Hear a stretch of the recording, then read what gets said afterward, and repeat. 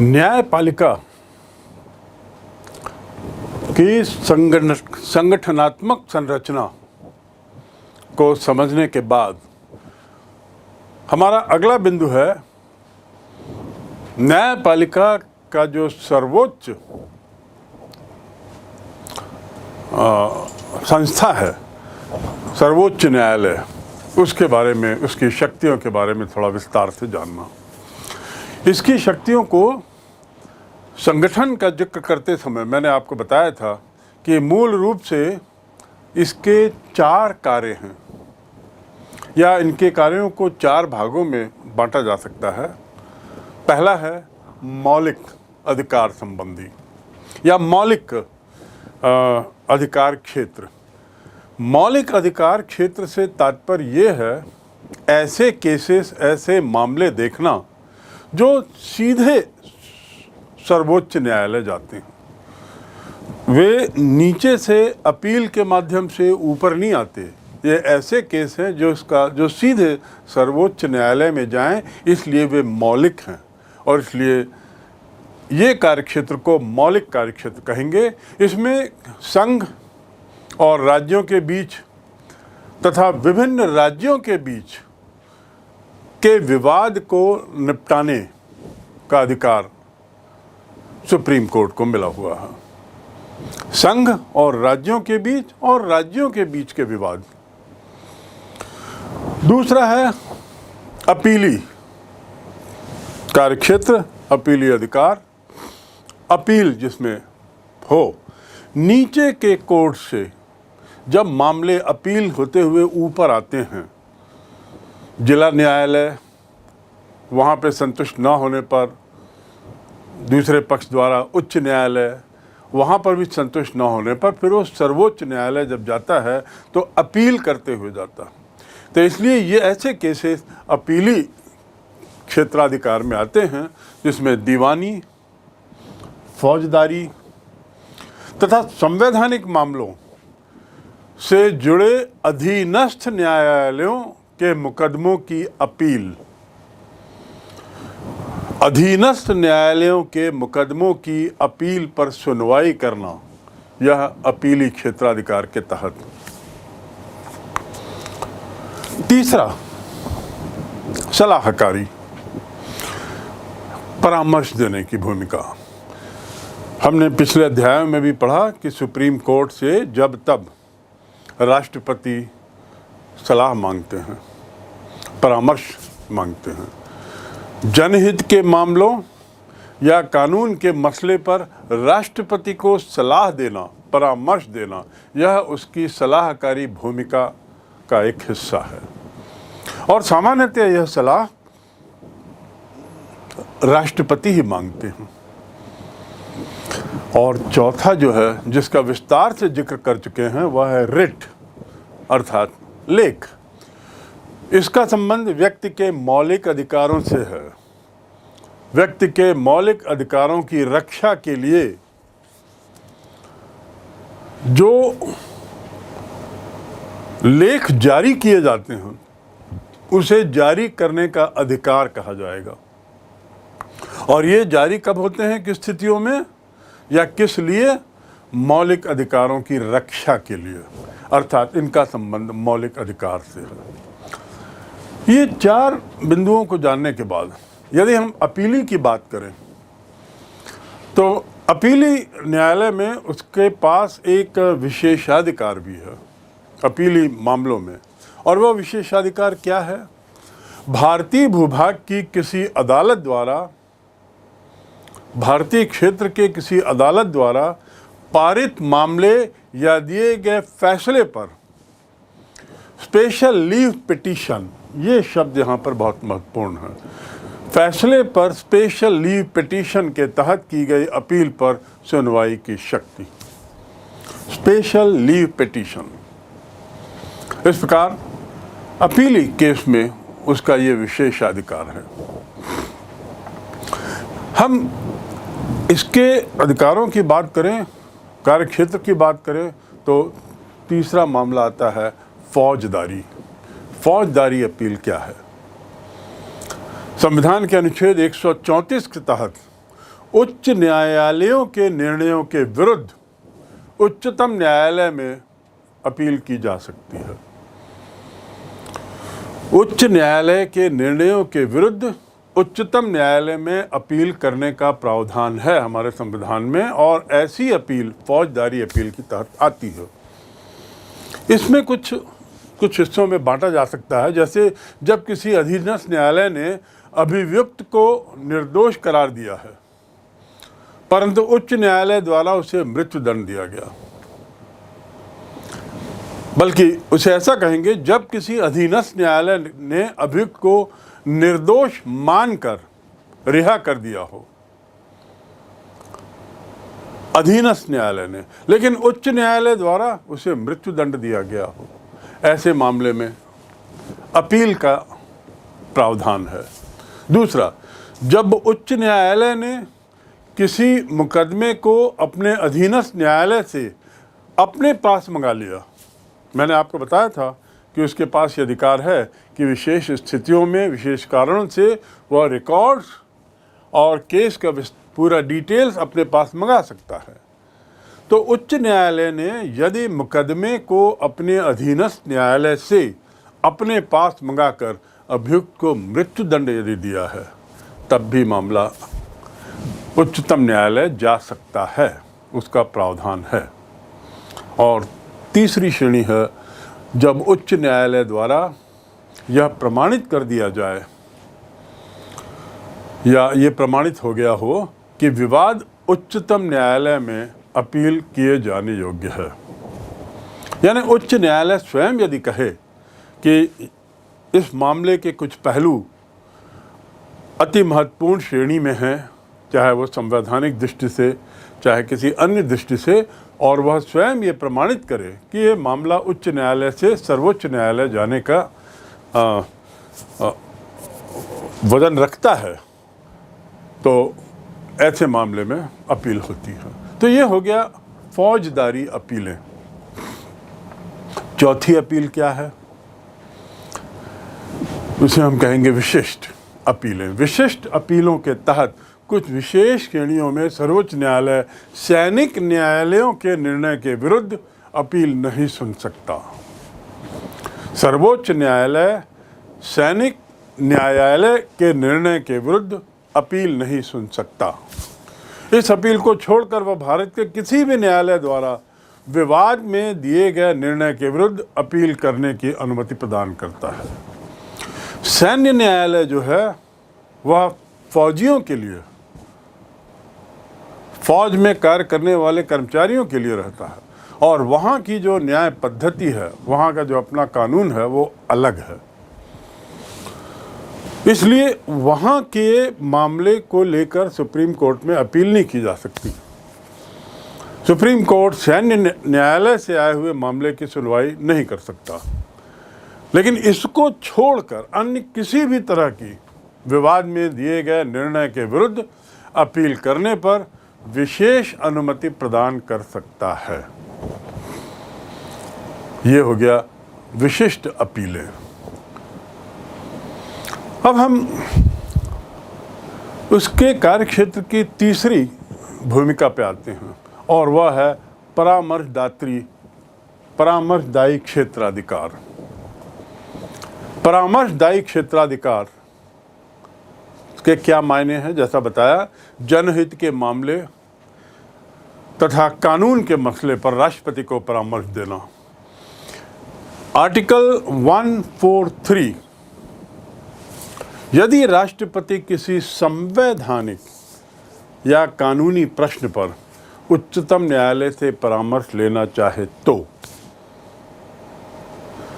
उच्चतम न्यायालय परामर्श देता है।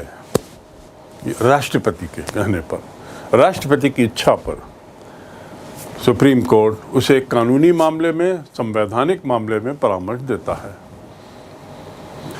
यहाँ ये बात स्पष्ट है कि राष्ट्रपति द्वारा परामर्श मांगने पर ये आवश्यक नहीं कि राष्ट्रपति सर्वोच्च न्यायालय की समझाइश को, उसके सुझाव को मानने के लिए बाध्य हो। दूसरे शब्दों में, परामर्श दे सकता है, परामर्श राष्ट्रपति लेते हैं, परंतु राष्ट्रपति उसके परामर्श को मानने के लिए विवश नहीं है। अपने विवेक पर फिर वो निर्णय लेंगे कि इस मुद्दे पर उन्हें किस हद तक उच्चतम न्यायालय के सुझाव को, कानूनी सलाह को मानना है। चौथा जो उसका अधिकार क्षेत्र आता है वह है न्यायिक पुनरावलोकन संबंधी अधिकार। न्यायिक पुनरावलोकन, इसके क्या मायने हैं? न्यायिक पुनरावलोकन के मायने हैं सर्वोच्च न्यायालय का ये एक ऐसा इतना महत्वपूर्ण अधिकार है कि संसद यदि कोई कानून बनाता है, संसद के द्वारा बनाए गए कोई कानून या कार्यपालिका द्वारा किया गए कोई कार्य, अर्थात विधायिका और कार्यपालिका, इनके दोनों पर अथवा कोई आदेश जो संविधान के विरुद्ध हो, ऐसी स्थिति में सर्वोच्च न्यायालय न्यायिक पुनरावलोकन की शक्ति का प्रयोग करते हुए ऐसे कानून, ऐसे कार्य, ऐसे आदेश को अवैध घोषित कर सकता है, जिसे सर्वोच्च न्यायालय समझता है कि यह संविधान के विरुद्ध हो। चाहे विधायिका के द्वारा बनाया गया कोई सा कानून, कार्यपालिका के द्वारा किया गया कोई सा कार्य और या कोई किसी तरह का आदेश संविधान के विरुद्ध जाता हुआ यदि महसूस होता है सर्वोच्च न्यायालय को, तो वह इसे अवैध घोषित कर सकता है। इसीलिए शब्द है पुनरावलोकन। इसी न्यायिक पुनरावलोकन की शक्ति के कारण सर्वोच्च न्यायालय जो है वह संविधान के वास्तविक संरक्षक के रूप में देखा जाता है। उसे संरक्षक कहा भी जाता है, संरक्षक कहा भी जाता, संविधान का संरक्षक। ये पुनरावलोकन का प्रावधान इसलिए बहुत ज़रूरी है क्योंकि कई बार जाने अनजाने में ही सही सरकार के जो दूसरे दो अंग हैं, विधायिका और कार्यपालिका, परिस्थितिवश कुछ ऐसे कानून निकाल देते हैं, कुछ ऐसे कार्य कर बैठते हैं, कुछ ऐसे आदेश दे सकते हैं जो संविधान के खिलाफ है और इसमें इस तरह दुरुपयोग की बू आती है। तो ऐसी स्थिति में सर्वोच्च न्यायालय संरक्षक के रूप में सामने आता है और इस तरह की किसी भी कार्रवाई को अवैध घोषित कर देगा। अगला जो उसका कार्यक्षेत्र है वह है संविधान की व्याख्या संबंध।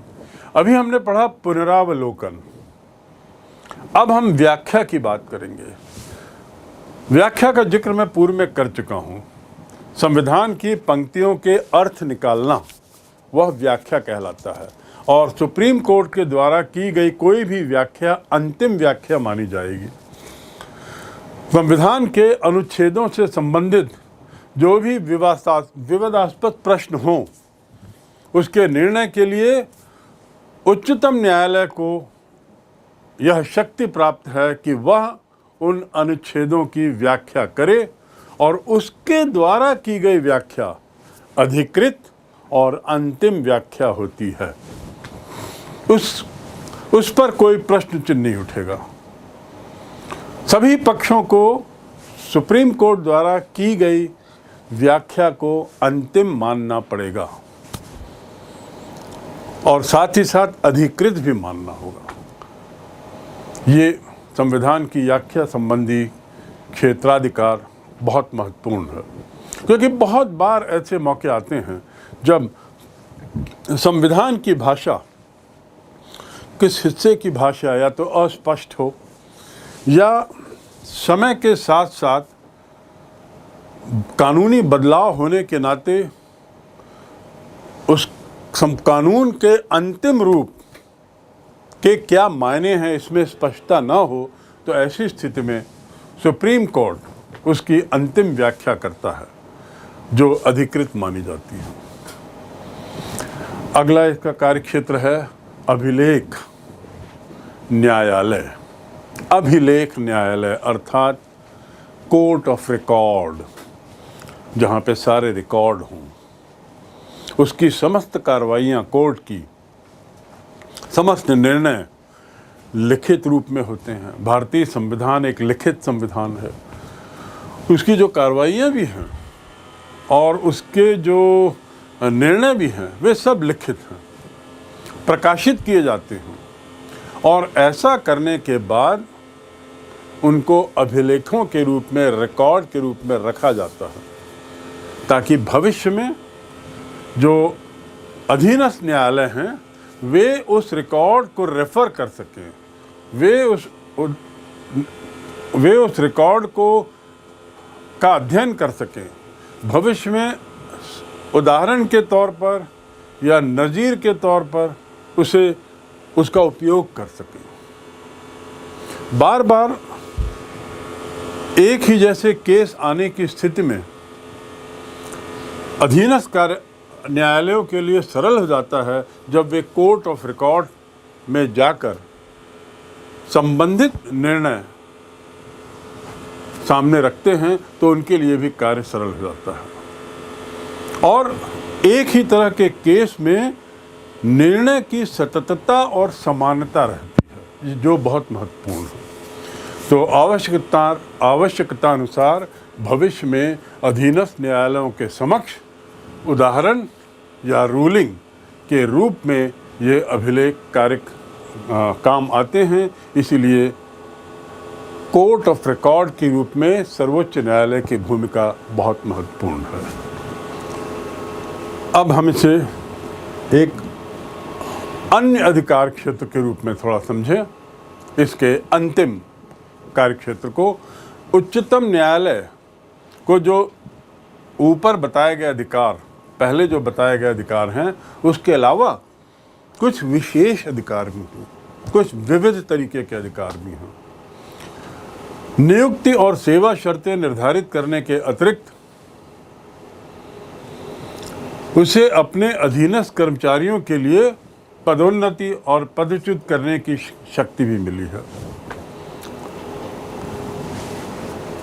वह अपने अधीनस्थ न्यायालयों के कार्य की जांच कर सकता है। अधीनस्थ कर्मचारियों की नियुक्ति और सेवा शर्तों में निर्धारित के बाद उसके अतिरिक्त उनके पदोन्नत और पदच्युत करने की शक्ति भी उसे है। न्यायालय की अवहेलना करने वाले किसी भी व्यक्ति को दंडित करने की शक्ति भी उच्चतम न्यायालय को है। साथ ही उसे राष्ट्रपति, उपराष्ट्रपति, लोकसभा अध्यक्ष, प्रधानमंत्री सहित भारतीय संघ के जो पदाधिकारी हैं उनके चुनाव में किसी तरह के विवाद होने पर निर्णय देने का अधिकार, अर्थात राष्ट्रपति, उपराष्ट्रपति, लोकसभा स्पीकर, प्रधानमंत्री, इनके चुनाव में यदि किसी तरह का विवाद हो तो उच्चतम न्यायालय जाने का अधिकार है, और उच्चतम न्यायालय ऐसे मामलों में निर्णय देने का अधिकार रखता है। ये इसके अन्य अधिकार क्षेत्र में आते हैं। तो इस प्रकार अन्य अधिकार क्षेत्र में जहाँ एक और इन पदों के बारे में चुनावी मामलों को लेकर निर्णय, वहीं उच्चतम न्यायालय या न्यायपालिका के अंतर्गत आने वाले कर्मचारी, प्रशासन, जिसे हम कह सकते हैं प्रशासनिक मामले, इसे भी वह सुप्रीम कोर्ट देखता है। इसलिए साफ है कि भारत के सर्वोच्च न्यायालय का जो क्षेत्राधिकार है, सर्वोच्च न्यायालय की जो शक्तियां हैं वो बहुत व्यापक हैं, और इन्हीं शक्तियों की व्यापकता के कारण वह विश्व में एक अत्यधिक शक्तिशाली न्यायपालिका के रूप में जाना जाता है, और सर्वोच्च न्यायालय जो है एक अत्यधिक शक्तिशाली न्यायालय के रूप में जानी जाती है। जब इतनी शक्तियां सर्वोच्च न्यायालय को दी गई हैं तो सर्वोच्च न्यायालय की ये अहम जिम्मेदारी और भूमिका है कि वह इन शक्तियों का उपयोग स्वतंत्र रूप से करे, निष्पक्ष रूप से करे, और ऐसा करते हुए उचित न्याय प्रणाली, निष्पक्ष न्याय प्रणाली द्वारा न्याय प्रदान करके लोकतंत्र के प्रति नागरिकों में विश्वास पैदा करे, क्योंकि यही विश्वास तो लोकतंत्र का आधार है। तो इस प्रकार हम देखते हैं कि किस तरह से न्यायपालिका का जो सर्वोच्च अंग है, सर्वोच्च न्यायालय, वह लोकतंत्र की रक्षा में, लोकतंत्र की नींव को और मजबूत करने में कितना महत्वपूर्ण योगदान करता है और कर सकता है। तो भारत के जो सर्वोच्च न्यायालय है उसके क्षेत्राधिकार की बात करें तो उसे कुछ हम इस तरीके से देख सकते हैं कि सबसे पहला यदि हम बीच में लें तो अपीली, दूसरा मौलिक और तीसरा सलाहकारी। जैसा कि शब्दों से स्पष्ट है, अपीली अर्थात अपील करने का अधिकार, मौलिक अर्थात जो मूल रूप से उसके पास पहुंचते हों जो केस, और सलाहकारी जिसमें वो परामर्श देने का कार्य करता है।